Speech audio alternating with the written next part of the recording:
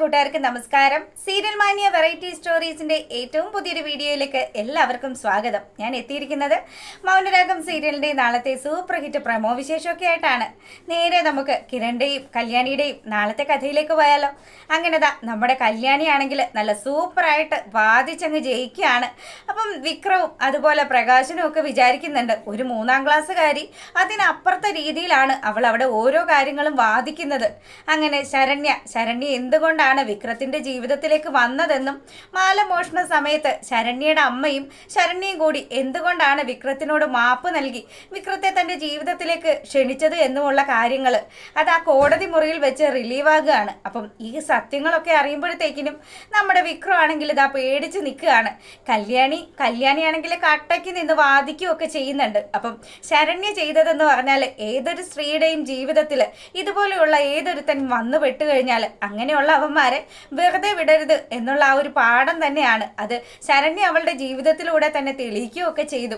തൻ്റെ ഭർത്താവിനെ ഇത്ര കണ്ട് അവശനാക്കിയ വിക്രത്തിനെ എങ്ങനെയെങ്കിലും പൂട്ടാൻ വേണ്ടിയാണ് ശരണ്യ അവളുടെ ജീവിതം വെച്ച് തന്നെ ഇങ്ങനെ ഒരു കളിക്ക് ഇറങ്ങി തിരിച്ചത്. അപ്പൊ കാര്യങ്ങളൊക്കെ അത്യാവശ്യം നമ്മുടെ ജഡ്ജി അമ്മയ്ക്കും പിടികിട്ടി. ഇങ്ങനെ ഇരിക്കുന്ന ഈ ഒരു സാഹചര്യത്തിലാണെങ്കിലോ നമ്മുടെ കല്യാണിയാണെങ്കിലും ഇവനാണ് ഈ കാര്യങ്ങളെല്ലാം ചെയ്തത്. സോണിയുടെ വീട്ടിൽ നടന്ന ആക്രമവും അതുപോലെ തന്നെ നമ്മുടെ ശരണ്യയുടെ വീട്ടിൽ നടന്ന ആക്രമത്തിനും ഒക്കെ പിന്നാലെ ഈ വിക്രം തന്നെയാണ്, വിക്രവും വിക്രത്തിന്റെ കൂട്ടുകാരൻ തന്നെയാണ് എന്നുള്ളതിന് ഫോറൻസിക് വിദഗ്ധരെ കൊണ്ടുവന്നു കഴിഞ്ഞാൽ തീർച്ചയായിട്ടും അത് ഈസി ആയിട്ട് തന്നെ തെളിയിക്കാൻ സാധിക്കും. അപ്പം നമ്മുടെ ശരണ്യയുടെ ആ ഒരു ധീരതയൊക്കെ ജഡ്ജിയമ്മ വാഴ്ത്തുന്നൊക്കെ ഉണ്ട്. ഇന്നത്തെ കാലത്ത് സ്വന്തം ഭർത്താവിന് വേണ്ടി അതും നിയമപരമായ രീതിയിൽ പോയി കഴിഞ്ഞാൽ കാലതാമസം വരുമല്ലോ. അങ്ങനെ പോയി കഴിഞ്ഞാൽ ഇത്തരം രീതികളിലുള്ള കേസുകളൊക്കെ തെളിയിക്കാനും പാടാണ്. അതുകൊണ്ട് ശരണ്യ കാണിച്ച ആ ഒരു ധൈര്യത്തെ കോടതി അഭിനന്ദിക്കുന്നൊക്കെ ഉണ്ട്. അങ്ങനെ ആ ഒരു സീനൊക്കെ കഴിഞ്ഞു. അതിനുശേഷമാണെങ്കിലോ വിക്രത്തിന് പൂട്ട് വീഴാൻ പോവുകയാണെന്ന് നമ്മുടെ പ്രകാശന് ഏകദേശം ബോധ്യമായി. പ്രകാശനാണെങ്കിൽ വിക്രത്തിനോട് ചോദിക്കുന്നുണ്ട്, മോനെ നീ തന്നെയാണോ ഈ 2 കാര്യങ്ങളും ചെയ്തത്? ആൽബിയുടെ തലമണ്ട അടിച്ചു പൊട്ടിച്ചതും നമ്മുടെ ശരണ്യയുടെ ഭർത്താവിനെ ഈ അവസ്ഥയിലാക്കിയതും ഒക്കെ നീ തന്നെയാണോ എന്ന് ചോദിക്കുമ്പം പ്രകാശന്റെ മുന്നിൽ നിന്ന് പൊട്ടം കളിക്കുകയാണ് നമ്മുടെ വിക്രമാണെങ്കിൽ താൻ ഇതൊന്നും ചെയ്തിട്ടില്ല, തനിക്ക് ഇങ്ങനെയൊന്നും പറ്റിയിട്ടില്ല എന്നുള്ള രീതിയിൽ ഇരിക്കുമ്പം അവന്റെ ഷർട്ടിന്റെ കോളറിന് കുത്തിപ്പിടിച്ച പ്രകാശൻ ചോദിക്കുന്നുണ്ട്, സത്യം പറയടാ, ഞാൻ ഇത്ര കണ്ട് അപമാനിതനായിട്ട് ഇവിടെ ഇരിക്കുന്നത് കണ്ടിട്ട് പോലും നിനക്ക് സത്യങ്ങൾ പറയാൻ തോന്നുന്നില്ലേ എന്ന് തന്നെ ചോദിക്കുക. അങ്ങനെ കോടതിയാണെങ്കിലോ അവർ പറയുന്നുണ്ട്, ദേ ഈ കേസിന്റെ വിധി പ്രഖ്യാപിക്കാനായിട്ട് മറ്റൊരു ദിവസത്തേക്ക് മാറ്റി വെച്ചിരിക്കുകയാണ്. അന്ന് ഡേറ്റും ഒക്കെ പറഞ്ഞ കോടതി അവിടെ തൽക്കാലത്തേക്ക് പിരിയാണ്. അപ്പം നമ്മുടെ കല്യാണിയും അതുപോലെ കിരണും സോണിയും ശരണ്യും ഒക്കെ കൂടി പുറത്തേക്ക് ഇറങ്ങി വരുന്ന ആ ഒരു സമയത്താണെങ്കിലോ വിക്രവും അവൻ്റെ അച്ഛനും കൂടി വക്കീലിനെ ഇട്ട് പൊരിക്കുകയാണ്. അപ്പൊ വക്കീലാണെങ്കിലോ, എടാ വക്കീലേ, താൻ ഇത്ര കണ്ട് വിവരവും വിദ്യാഭ്യാസവും ഒക്കെ ഉള്ള അത്യാവശ്യം നല്ല വക്കീലാണെന്നൊക്കെ പറഞ്ഞാണ് സരയും അവളുടെ അമ്മയും കൂടി തന്നെ കേസ് ഏൽപ്പിക്കാൻ പറഞ്ഞത്. പക്ഷേ ഞങ്ങൾക്ക് തെറ്റുപറ്റി. ദേ അവളുണ്ടല്ലോ, അവൾ വെറും 3ാം ക്ലാസ്സുകാരിയാണ്. ആ 3ാം ക്ലാസ്സുകാരിയെ തോപ്പിക്കാൻ പോലും തനിക്ക് സാധിച്ചില്ലല്ലോ. ഇതിപ്പം ഇങ്ങനെയാണ് കാര്യങ്ങൾ മുന്നോട്ട് പോകുന്നതെങ്കിൽ എൻ്റെ മകനെതിരെ തന്നെ വിധി വരാനാണ് സാധ്യത എന്ന് പറയുമ്പം വക്കീലാണെങ്കിലോ, സാറേ ഇവിടെ തോറ്റു കഴിഞ്ഞാൽ നമുക്ക് മറ്റെവിടെയെങ്കിലും വെച്ച് കാണാം. ഇനിയിപ്പം ഈ കോടതി അല്ലാതെ വേറെയും മുകളിലേക്ക് കോടതികൾ ഉണ്ടല്ലോ, നമുക്ക് ആ രീതിയിലൊന്ന് നോക്കാം. അപ്പം അതെന്തിനാണോ ഇനിയിപ്പോൾ താൻ എന്തായാലും തോറ്റു പോകും എന്നുള്ള കാര്യത്തിൽ ഞങ്ങൾക്ക് 2 പേർക്കും വലിയ സംശയമൊന്നുമില്ല.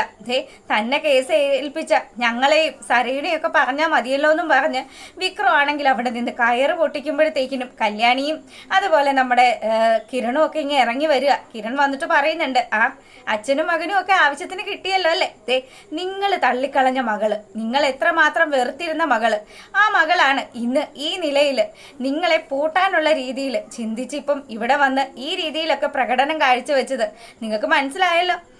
ഇവളെ എൻ്റെ ഭാര്യയായത് അത് ഇവൾ പറയും അവളുടെ ഭാഗ്യമാണെന്ന്, പക്ഷെ ഞാൻ പറയും ഇവൾ എൻ്റെ ഭാര്യയായത് എൻ്റെ തന്നെ ഭാഗ്യമാണ്. ഞാൻ മുമ്പ് എപ്പോഴോ ചെയ്ത ഒരു പുണ്യം തന്നെയാണ് കല്യാണിയെ പോലെയുള്ള ഒരു പെണ്ണിനെ എനിക്ക് ഭാവി വധുവായിട്ട് കിട്ടിയത് എന്നൊക്കെ പറഞ്ഞ് കിരൺ തൻ്റെ ഭാര്യയെ പുകഴ്ത്തി പറയുമ്പം കല്യാണിയാണെങ്കിലോ എൻ്റെ എല്ലാ വിജയത്തിന് പിന്നിലും എൻ്റെ ഈ ഭർത്താവാണെന്നും പറഞ്ഞ് കിരണിനോട് ചേർന്ന് നിൽക്കുകയാണ്. ഈ കാര്യങ്ങളൊക്കെ കാണുമ്പോൾ നമ്മുടെ പ്രകാശനും വിക്രത്തിനും ഒന്നും തീരെ ദഹിക്കുന്നില്ല. അപ്പം ശരണ്യ ഇങ്ങോട്ട് വന്നതും ശരണ്യ അവളുടെ മുൻ ഭർത്താവിനെ വീൽ ചെയറിലിരുത്തി തള്ളിക്കൊണ്ട് വരികയാണ്. അപ്പം ഈ സമയം വിക്രം ചോദിക്കുന്നുണ്ട്, ഇതിനു വേണ്ടിയാണല്ലേ നീ എൻ്റെ ജീവിതത്തിലേക്ക് കടന്നു വന്നത്?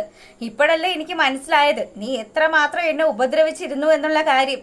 അതെ, ഈ വിക്രം ആരാണെന്ന് നിനക്ക് ഇപ്പോഴും ബോധ്യപ്പെട്ടിട്ടില്ല. വിക്രം, നീ തീർന്നടാ. നീ ഇനി എന്തിനാ ഇങ്ങനെ സംസാരിക്കുന്നതെന്ന് ചോദിച്ച് നമ്മുടെ ശരണ്യാണെങ്കിലോ വിക്രത്തിന് നേരെ അങ്ങ് ചെല്ലുകയാണ്. അപ്പം എൻ്റെ ഭർത്താവിനോട് നീ ചെയ്ത തെറ്റ് അത് ഈ ജന്മത്തെ എനിക്ക് മറക്കാൻ പറ്റുന്ന കാര്യമല്ല. പിന്നെ നിന്നെ നിയമപരമായി നേരിടുന്നതിന് മുന്നേ നിന്നെ അത്യാവശ്യം കായികപരമായി നേരിടണമെന്ന് എനിക്കുണ്ടായിരുന്നു. അതുകൊണ്ട് തന്നെയാണ് നിന്റെ വീട്ടിൽ മുഴുവനും ഞാൻ ആ പ്രശ്നങ്ങളൊക്കെ ഉണ്ടാക്കിയത്. നിന്റെ അച്ഛനും നിന്റെ അച്ഛമ്മയ്ക്കും നിനക്കും ഒക്കെ നല്ല രീതിയിൽ തന്നെ ഇടിവെച്ച് തന്നത് എന്നൊക്കെ പറഞ്ഞ് ഇവളും സംസാരിക്കുകയാണ്. അങ്ങനെ പ്രകാശനാണെങ്കിലും എനിക്കിനി ഇത്തരത്തിലുള്ള ആൾക്കാരെ കാണുന്നതേ ഇഷ്ടമല്ല എന്നും പറഞ്ഞ് പുള്ളിക്കാരൻ വീട്ടിലേക്ക് പോവുകയാണ്. അപ്പം പ്രകാശൻ്റെ വാല് പോലെ നമ്മുടെ വിക്രവും കൂടി അങ്ങ് പോയി. അതിനുശേഷമാണെങ്കിലും മുത്തശ്ശിയാണെങ്കിലും വിവരങ്ങൾ അറിയാതെ വിഷമിച്ചിരിക്കുകയാണ്. അങ്ങനെ മുത്തശ്ശിയുടെ അടുത്ത് വന്ന പ്രകാശനാണെങ്കിലും കാര്യങ്ങളൊക്കെ പറയുകയാണ്. അമ്മേ, ഇവൻ ഞാൻ ഉദ്ദേശിച്ച പോലെയൊന്നും അല്ല, ഇവൻ കൊടും ക്രിമിനലാണ് എന്നുള്ള രീതിയിലാണ് കല്യാണി ആ കോടതി മുറിയിൽ സ്ഥാപിച്ചെടുത്തിരിക്കുന്നത്. ഇങ്ങനെയാണെങ്കിൽ എൻ്റെ മകൻ ജയിലിൽ പോകുമെന്നും പറഞ്ഞ് പ്രകാശൻ തന്നെ അമ്മയെ കെട്ടിപ്പിടിക്കുമ്പോഴത്തേക്കിനും മോനെ എന്താടാ സംഭവിച്ചത്, നീ എന്തിനാ പ്രകാശം ഇങ്ങനെ സങ്കടപ്പെടുന്നതെന്ന് ചോദിച്ച് അമ്മ വിശേഷങ്ങളൊക്കെ ചോദിക്കുമ്പോഴാണ് അവിടെ സംഭവിച്ച വലിയ കാര്യങ്ങൾ, ശരണ്യ ആരാണെന്നും ശരണ്യ പകരം തീർക്കാൻ വേണ്ടി വീട്ടിൽ കയറിക്കൂടിയതാണ് എന്നുള്ള കാര്യമൊക്കെ മുത്തശ്ശിയും മനസ്സിലാക്കുന്നത്. അങ്ങനെ അമ്മയും മകനും അതുപോലെ കൊച്ചുമകനും ഒക്കെ കൂടി ഒരു കാര്യത്തിൽ തീരുമാനം എടുക്കുക.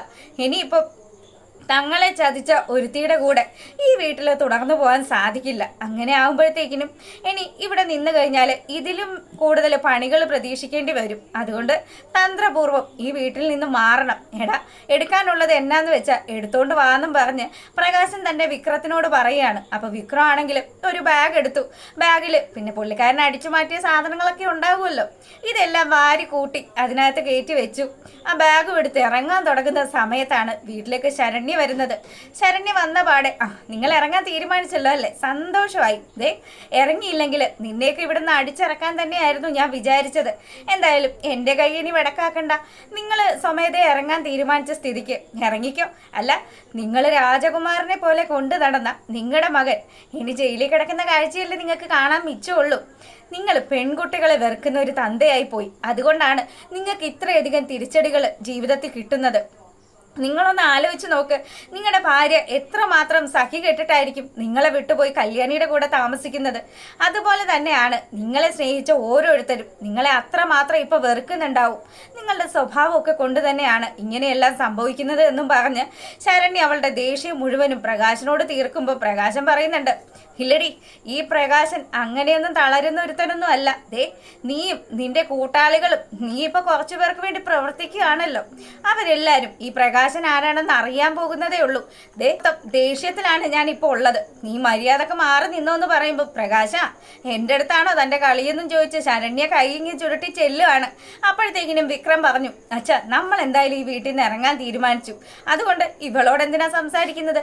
ഇവൾക്ക് മൂത്ത ഭ്രാന്ത് എന്നും പറഞ്ഞ് തൻ്റെ അമ്മുമ്മയെയും അതുപോലെ അച്ഛനെയും ഒക്കെ കൂട്ടി വിക്രം ആ വീടിൻ്റെ പടി ഇറങ്ങുകയാണ്. ഇവർ പോയ സന്തോഷത്തിലാണ് നമ്മുടെ ശരണ്യ ഉള്ളത്. അങ്ങനെ ശരണ്യ നടന്ന കാര്യങ്ങളൊക്കെ വിളിച്ച് നമ്മുടെ കല്യാണിയുടെ അടുത്ത് പറയുമ്പം കല്യാണിയും പറയുന്നുണ്ട്, ഇത് തന്നെയാണ് നടക്കേണ്ടിയിരുന്നത്. എന്തായാലും അവനുള്ള കൊലക്കയർ അവൻ തന്നെ ഉണ്ടാക്കി വെച്ചിട്ടുണ്ടല്ലോ. നിന്നോട് ചെയ്ത ക്രൂരതകൾക്കും അതുപോലെ തന്നെ നമ്മുടെ സോണിയോട് ചെയ്ത ക്രൂരതകൾക്കും അവൻ ഇനി അനുഭവിക്കാൻ പോകുന്നതേ ഉള്ളൂ. സ്വന്തം കൂടപ്പറപ്പാണ്, എന്നാൽ കൂടിയും അവൻ ചെയ്ത ഓരോ തെറ്റിനും എണ്ണി ഞാൻ അവനോട് ചോദിച്ചിരിക്കും എന്നുള്ള രീതിയിൽ കല്യാണി സംസാരിക്കുകയാണ്. അപ്പം കല്യാണിയുടെ പെർഫോമൻസും കാര്യങ്ങളും ഒക്കെ വീട്ടിൽ വന്ന് കിരൺ ഇങ്ങനെ പറയുമ്പോഴത്തേക്കിനും ദീപയ്ക്ക് ചെറിയ വിഷമമൊക്കെ ഉണ്ട്. എന്നാൽ കൂടിയും ദീപയാണെങ്കിൽ അവൻ്റെ ചതി, അവൻ്റെ അച്ഛൻ്റെയും അഹങ്കാരം, അതിനൊക്കെ ഇങ്ങനെ കിട്ടിയേ പറ്റുള്ളൂ. സോണിമോളുണ്ടല്ലോ, നല്ല തങ്കക്കുടം പോലത്തെ ഒരു കൊച്ചായിരുന്നു. ആ കൊച്ചിനെ പോലും തിരിച്ചറിയാൻ പറ്റാത്ത അവൻ ഇനി ഇങ്ങനെ അലഞ്ഞു നടക്കണം. ഒരു ജീവിതവും ഇല്ലാതെ ജയിൽ പുള്ളിയായിട്ട് ഒടുങ്ങാനായിരിക്കും ചിലപ്പോൾ അവൻ്റെ വിധി. ഇതിനെല്ലാം കാരണക്കാരൻ പ്രകാശനും അവൻ്റെ അമ്മയും തന്നെയാണ്. അവരാണ് ഇവനെ വളർത്തി ഈ രീതിയിൽ വഷളാക്കിയത് എന്നൊക്കെ ദീപയും പ്രതികരിക്കുകയാണ്. അപ്പം അത്തരത്തിലുള്ളൊരു സൂപ്പർ ഹിറ്റ് വിശേഷമാണ്. എന്തായാലും എല്ലാവരും കാണുക, സപ്പോർട്ട് ചെയ്യുക. അപ്പം ആദ്യമായിട്ട് കാണുന്ന കൂട്ടുകാരാണെങ്കിൽ നിങ്ങൾക്ക് എൻ്റെ ചാനൽ ഇഷ്ടപ്പെട്ടാൽ സബ്സ്ക്രൈബ് ചെയ്യാൻ മറക്കരുത് കേട്ടോ. എല്ലാവർക്കും നല്ലൊരു രാത്രിയൊക്കെ ആശംസിച്ചുകൊണ്ട് വീഡിയോ വൈൻഡപ്പ് ചെയ്യാണ്. താങ്ക്